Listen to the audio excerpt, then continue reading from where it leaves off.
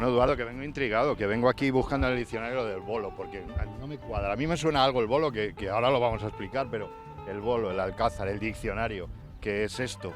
Y buenos días. Buenos días, bienvenidos, segovianos, y los que no sois segovianos también bienvenidos, aquí a este paraíso maravilloso.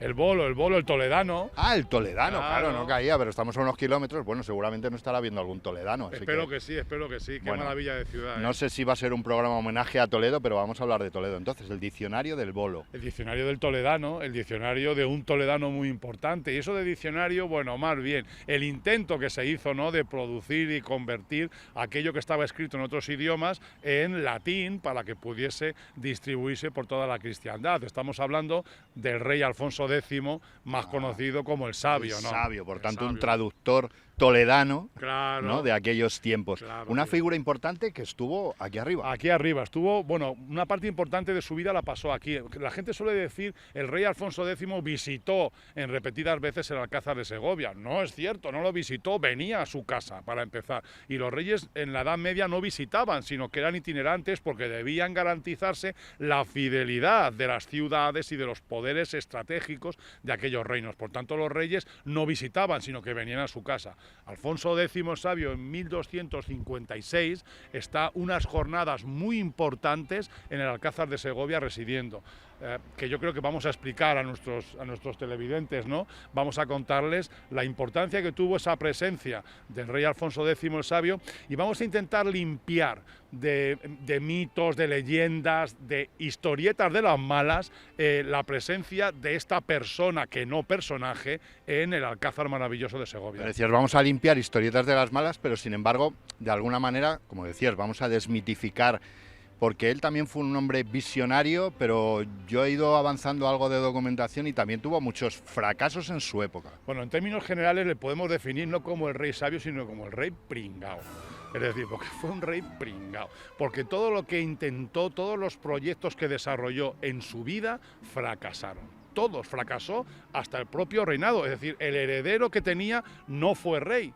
Y quien le correspondía heredar, según él había planteado, no lo hizo, sino que lo hizo un hijo que él no quería que reinase. Es decir, todo acabó tremendo, acabó solito en 1284, que es cuando él fallece, acabó solito, y la única ciudad que realmente le defiende o le sigue siendo leal es Sevilla, que lo deja en su escudo, la marca, no ese no X2, que la X es una madeja de lana, sí. No me ha dejado, no me ha dejado Sevilla, ¿no? Que eso queda en ese escudo para los sevillanos que nos vean, que lo sepan, ¿no? Bueno, a pesar de la claridad con la que lo estás contando, vamos a hacer un perfil en positivo. En positivo, claro. Eso del rey pringao, pero bueno, en positivo, ¿no? Igual bueno, pasamos a la historia tú y yo con eso de Alfonso X el pringao. O resucita y nos da una paliza, pero bueno, básicamente yo creo que vamos a entender la labor de una persona adelantada a su tiempo, cómo fracasó en ese momento y cómo posteriormente se convierte en uno de los reyes básicos para comprender lo que fue Castilla y lo que es hoy España. Cuidado, ¿eh? Ajá. Eso se convierte en regla básica a lo largo de la historia, el que alguien no sea comprendido en su tiempo y luego se lea. Básicamente. Piensa, por ejemplo, en el presidente Kennedy en Estados Unidos. Todas sus políticas fracasaron. A los 15, 20 años, todas llevadas a cabo. Así funciona esto. Bueno, pues vamos a repasar la historia y vamos a ir a los sitios donde estuvo residiendo Alfonso X, el pringao. El pringao. Bueno, el sabio. ¿Vamos para allá? Venga. ¿Subimos? Venga, andando. Venga, vamos para allá, que tenemos una tiradita. Una cuesta. Qué bueno.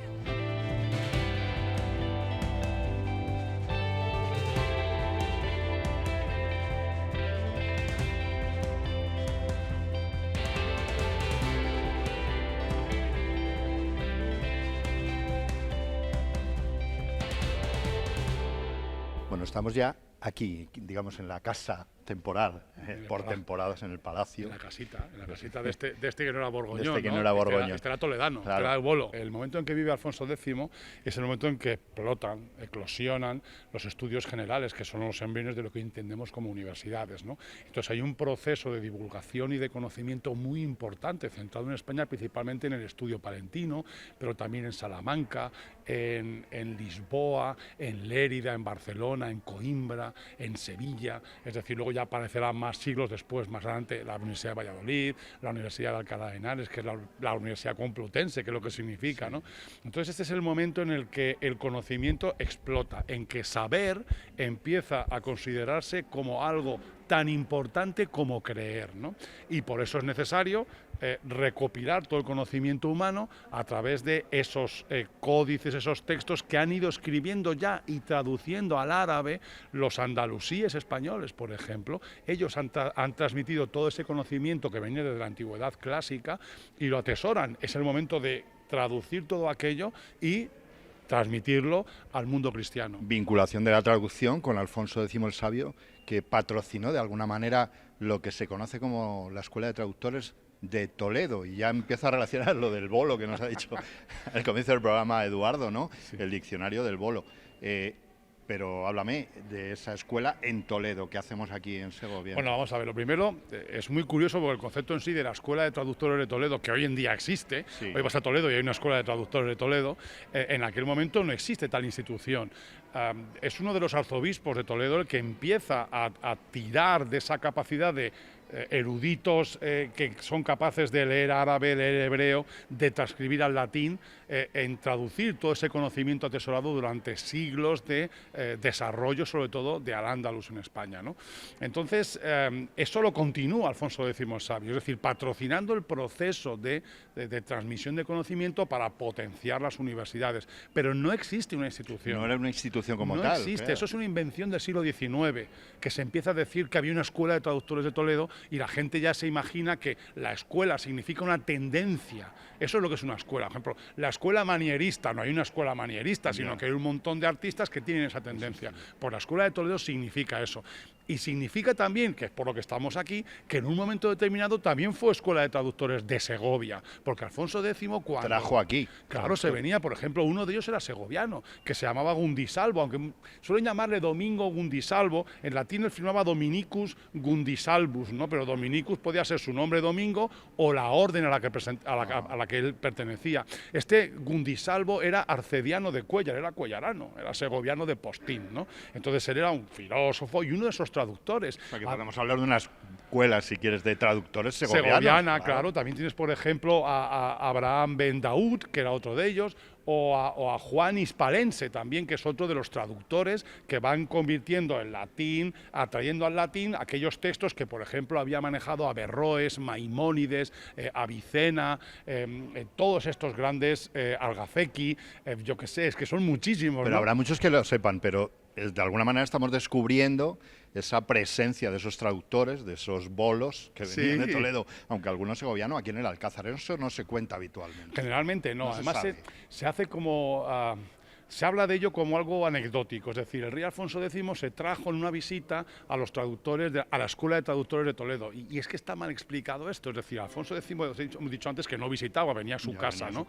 Entonces, en su casa, él seguía con esa tradición, esa tendencia por la que había apostado, de la difusión del conocimiento, porque obviamente entendía que en el conocimiento y en el saber estaba el futuro de esa sociedad que él lideraba. Por tanto, era un erudito, eso está claro, un estudioso de muchas disciplinas, pero él aquí además, y creo que me lo vas a contar después, también en su tiempo tenía muchos fracasos en el tiempo, que lo hemos avisado, es decir, él era un visionario, pero adelantado a su tiempo y no se le entendía y por eso... Bueno, no sé si lo de pringao o lo de fracasado. Vive en un momento muy complicado. Yo creo que vive en un momento en el que se está transformando la sociedad, es la plenitud medieval. Yo cuando estudiaba en la universidad decíamos la plena Edad Media, pues es estos siglos, ¿no? Siglo XII, siglo XIII, el siglo XIV, ya empieza la Baja Edad Media, ¿no? Entonces es el momento donde se desarrolla este proceso de conocimiento, este proceso de conformación y transformación de la sociedad que protagoniza Alfonso X el Sabio. Pero también por esa apuesta que hace personal por el conocimiento, por la formación, por el saber, también está su penitencia y está todas esas leyendas que se construyen en torno al rey Alfonso X. Una de ellas te voy a contar ahora en la Sala del Cordón y vamos a centrarnos en la personalidad de este rey y en lo que se construye esa historieta, ese relato histórico en torno al rey, que yo creo que es muy interesante de contarlo precisamente aquí en Segovia. Pues vamos recorriendo escenarios y ubicaciones, pero tampoco era habitual que los reyes se dedicaran tanto al conocimiento, ¿no? Bueno, generalmente... Se dedicaban más a la buena vida en otras ocasiones. Sobre todo importante es que sepan leer y escribir, ¿no? Eso es lo principal, para poder firmar los documentos, ¿no? Pero este sí que sabía leer y escribía muy bien, ¿eh?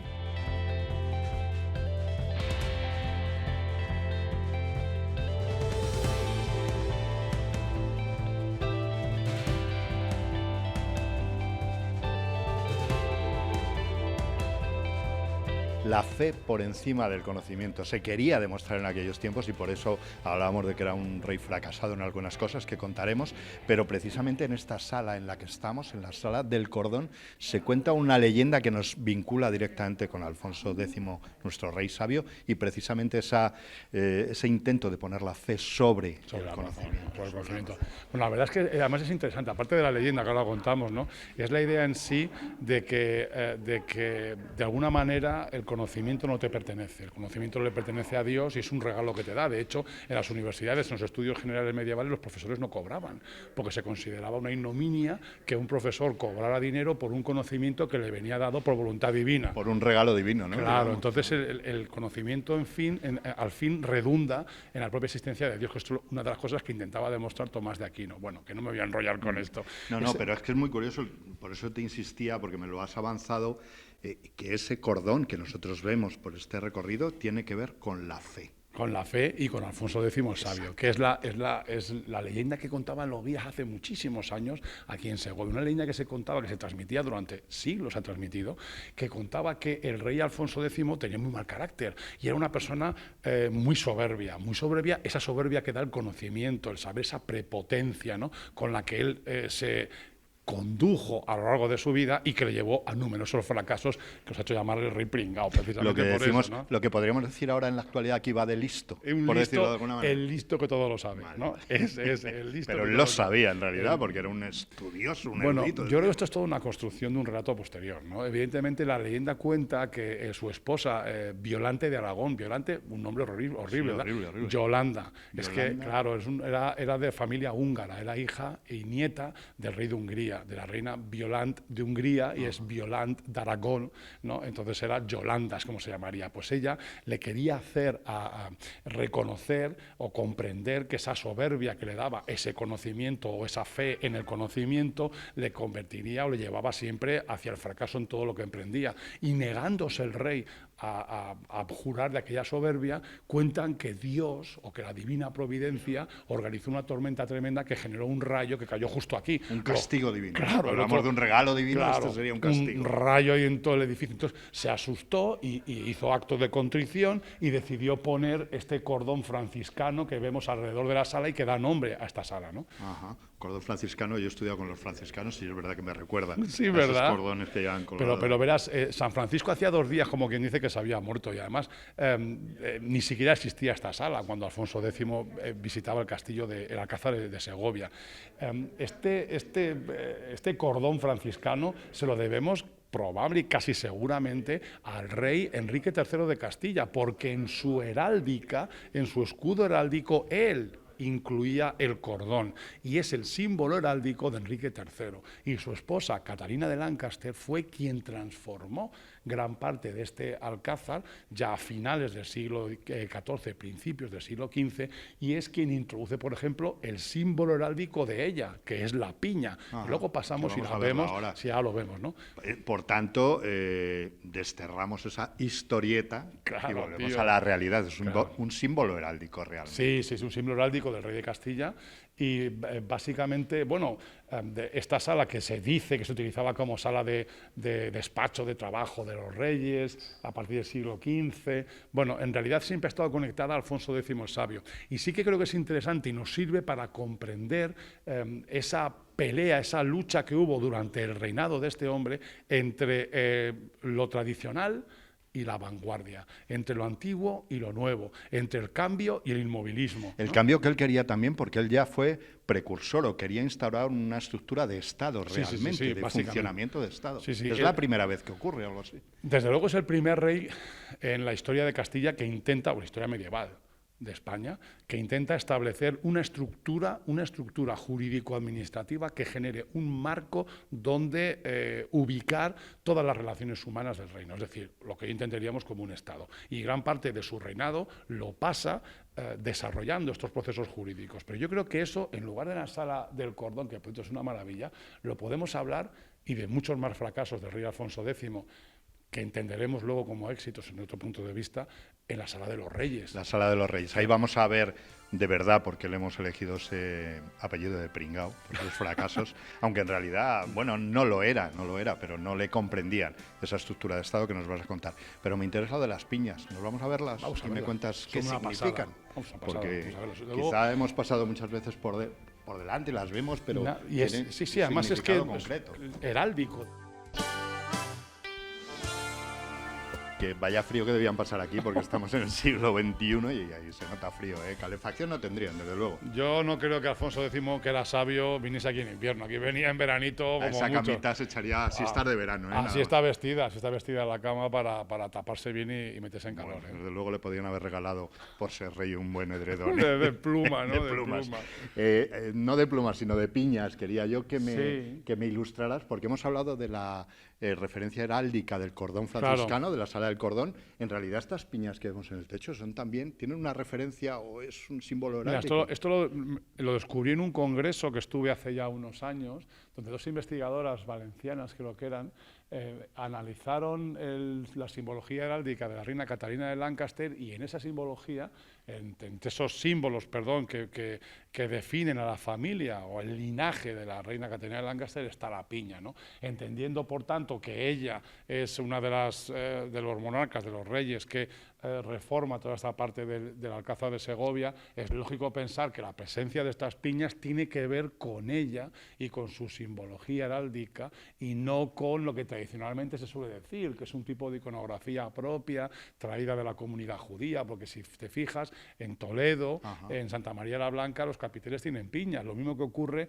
en la Sinagoga Mayor de Segovia, en lo que luego, después de que esta reina Catalina de Lancaster les quitara esa sinagoga, acabó convirtiéndose en la iglesia del Corpus Christi. Si nuestros telespectadores van allí al Corpus Christi a ver lo que fue la Sinagoga Mayor de Segovia, verán esas piñas en los capiteles, y que provocan esa equivocación entre una tradición de decoración ornamental judía y un símbolo o un signo heráldico propio de la reina Catalina de Lancaster. Pero vamos, una sala preciosa, ¿eh? Preciosa, hay como 392. Hay una historieta muy interesante. 392. Sí, una historieta muy interesante del incendio del Alcázar del año 1862 y sobre la restauración de esta cubierta, pero eso es otra historieta de Segovia, no esta. Hay que ver lo que nos cuenta esto de las piñas. Cada vez que pasen ustedes por aquí, fíjense. Vámonos a ver a Alfonso. Vamos a ver a los reyes. Vamos a ver a Alfonso X. Venga, ¿no? vamos a buscarle. Venga, vámonos.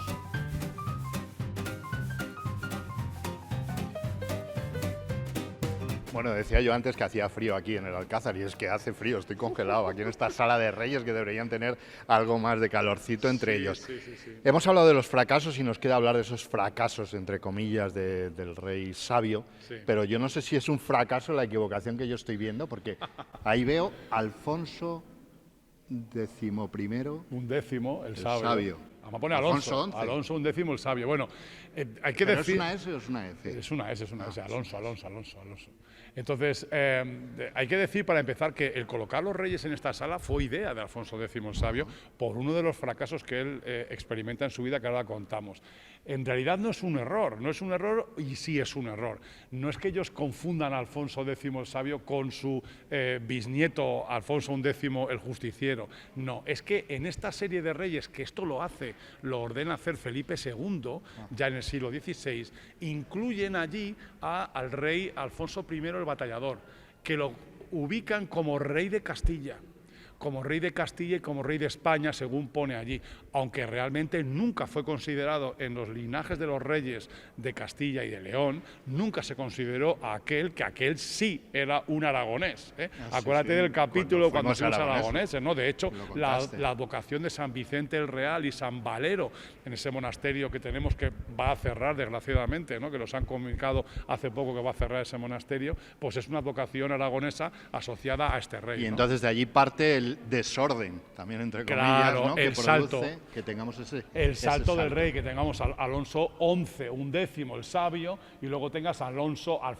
XII, cuando en realidad ves, ese es el justiciero, ese es el bisnieto de Alfonso X, el sabio, ¿no? Bueno, vamos a, ya que estamos enumerando algunos reyes, vamos a enumerar esos fracasos que los hemos definido así, pero en realidad eran no aceptaciones en aquel tiempo de cosas que él veía, de cómo quería avanzar en su tiempo, ¿no? Y no se le aceptaba, como lo que hemos contado también de aquella idea de Estado, ¿no? Bueno, ese es el primero y el más grande de sus fracasos, ¿no? Porque gran parte de su vida él intenta construir, desde un punto de vista legal, jurídico, construir una estructura que supere ese proceso de feudalización del poder de la monarquía en aquel momento, ¿no? Es decir, de que el poder esté compartimentado y el rey tenga que pactar con otras personas para conseguir una estabilidad en el reino, que es lo que es, en definitiva, es como debe comprenderse en líneas generales el feudalismo. Entonces, ese principal fracaso, él destina gran parte de su vida, la dedica a crear pues, una serie de códigos de leyes, el speculum, pero también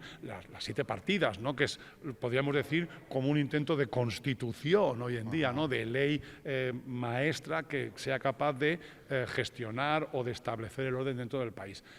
Ese es uno de sus grandes fracasos, porque evidentemente en 1272 provoca una rebelión de la aristocracia en contra de esas normas que establecen las partidas que no se llegaron a aplicar. Se aplicarían muchos años después de que el rey muriera y de hecho en nuestra Constitución actual, en el 78, hay determinados aspectos que siguen conectando con las partidas del rey Alfonso X el Sabio. O sea, que eso demuestra que ya sí tenía esa visión de futuro útil que en aquel tiempo no se apreció. Claro, por ejemplo, el derecho sucesorio, pero eso lo contaremos luego más adelante en el vinito. Eso en el vinito lo contamos, ¿no? Pero la posición de los reyes tiene que ver con otro de sus grandes fracasos. Verás, él era nieto del emperador del Sacro Imperio Romano Germánico, de Felipe de Suabia. Ese era su abuelo, porque su madre, Beatriz de Suabia, la esposa de su padre, Fernando III, el llamado el Santo, bueno, pues le pasó esos derechos de acceder al trono. Es uno de sus fracasos, los fechos del imperio que se llaman, ¿no? El intentar ser proclamado emperador, cosa que luego conseguiría Carlos I y que provocó la guerra de las comunidades, ¿no? Pero fracasa, pero quizás la imposición de estos reyes en esta sala tiene que ver con ese deseo, con ese intento político de ser proclamado emperador. Es la constitución de un linaje real, es decir, demostrar cómo él tiene derecho a ser emperador a través de un linaje que se pierde en la noche de los tiempos, que llega hasta don Pelayo, ¿no? Que llega hasta el siglo VIII, ¿no? Y él puede conectar su familia hasta el siglo VIII, ¿no? Por tanto, esta necesidad de demostrar que tiene un linaje regio profundo esté conectada con ese fracaso que es el fecho del imperio, ¿no? Otro de los fracasos lo tenemos viendo ese cuadro, ¿no? Ese cuadro que vemos es la conquista de Cádiz o la reconquista, como decían los cronistas de la época, conseguida durante el reinado de Alfonso X. Que le vemos claro, al fondo, en el centro del cuadro, a Dios por lo que mirando con la mirada al cielo. Que es otro de los que los llamaban en la grande general historia el fecho de Allende. Y es que él había prometido a su padre la idea de proseguir la guerra contra el Islam más allá del mar, es decir, en el norte de África. Lo que había aquí era un intento de impedir que hubiese otros nuevos intentos de invasión de la península ibérica por parte de las tribus norteafricanas. En este caso ellos luchaban contra los Banú Marín, esos que llamábamos los benimerines, ¿no? Sí. Al traducirlos al castellano, ¿no? De aquella época. Entonces es otro intento que él hace de desarrollar una campaña militar para frenar ese proceso de invasión.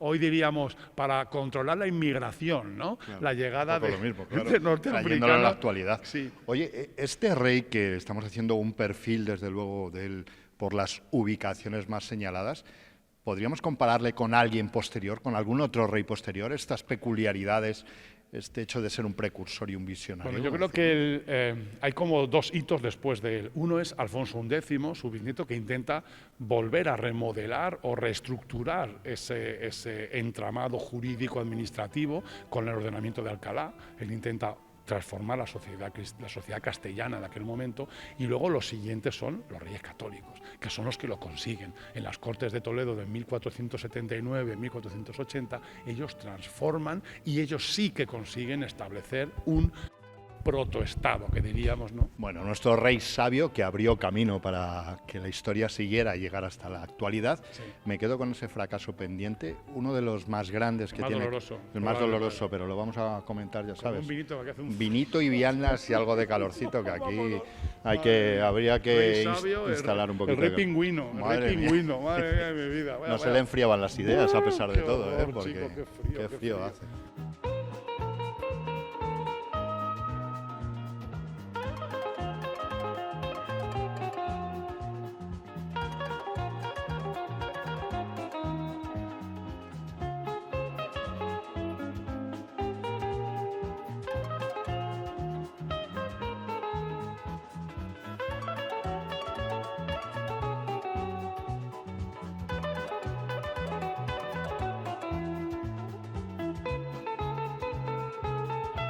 Bueno, sí es verdad, Eduardo, que ya en caliente, que ya estamos, después de todo el programa, porque hemos pasado un frío.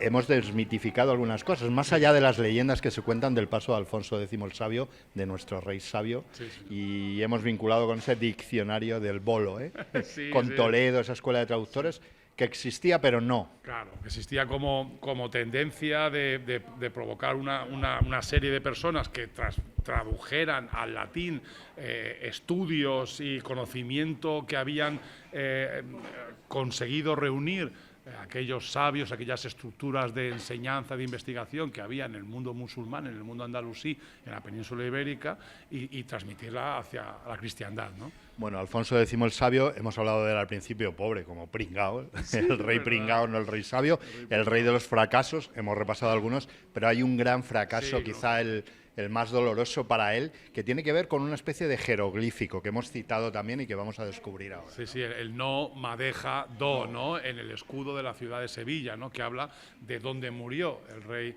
Alfonso X Sabio, que muere en Sevilla y que muere abandonado después de que en 1282, 2 años antes, se revelara su hijo, su segundo hijo, que era Sancho, que se proclamó Sancho, rey de León y Castilla, rey Castilla y León, perdón, Sancho IV, y que provoca, pues efectivamente, el fracaso incluso del rey en el intento de establecer una línea o una norma en la sucesión. Porque el problema radica ahí, radica en que en las partidas, en las 7 partidas, se establece un cambio de jurisprudencia de la tradición consuetudinaria castellana, es decir, la costumbre castellana, que cuando moría el heredero pasaba el trono al segundo génito, cuando moría el primogénito, ¿no? Pasara a la tradición latina romana, que entonces era la línea sucesoria dentro de la familia del primogénito. ¿Qué es lo que le pasó? Le pasó que su hijo primogénito, Fernando de la Cerda, el infante de la Cerda, murió después del combate. Obviamente en una de esas muchas campañas que se desarrollan contra el Islam español, pues fallece y la duda es dónde va la línea sucesoria, si va hacia el segundo génito, según establece la costumbre castellana, o hacia la familia, la línea del primogénito, ¿no? Que es lo que establecían las 7 partidas. Y ahí ese fracaso, no consigue ni siquiera aplicar esa norma de las 7 partidas. Curiosamente, nuestro sistema sucesorio tiene hoy, más que ver con eso. Claro. Está basado en el sistema establecido por las partidas del rey Alfonso. Bueno, así que le definimos, bueno, sí, decíamos como pringao, pero desde luego visionario, precursor y erudito también. Es un hito en la historia, yo creo que de la península ibérica y sobre todo en la historia de Europa. Bueno, constatado queda su paso por aquí, hemos hablado de esos lugares. Un lugar como este, quizá no estaba este mismo, pero seguro que se sentaría a disfrutar de buenas viandas aquí muy cerquita, como invitamos a hacer ahora mismo a nuestra compañera Vero, vente por aquí, que tenemos vinito, y como siempre Segovia mola un montón. Y los segovianos mucho más, lo descubrimos, Vero, brindamos por ellos, viva Segovia. Por Segovia y por nuestro rey sabio. Y por el diccionario del bolo. El bolo, diccionario ¿no? del bolo, sí, pero viva el vino, viva el vino. Viva el vino, venga. Oye, ¿cómo les habrá sentado a los toledanos lo del bolo? Bien, no, yo creo que sí. Diccionario del bolo, qué bueno. Del bolo, pero va por ustedes.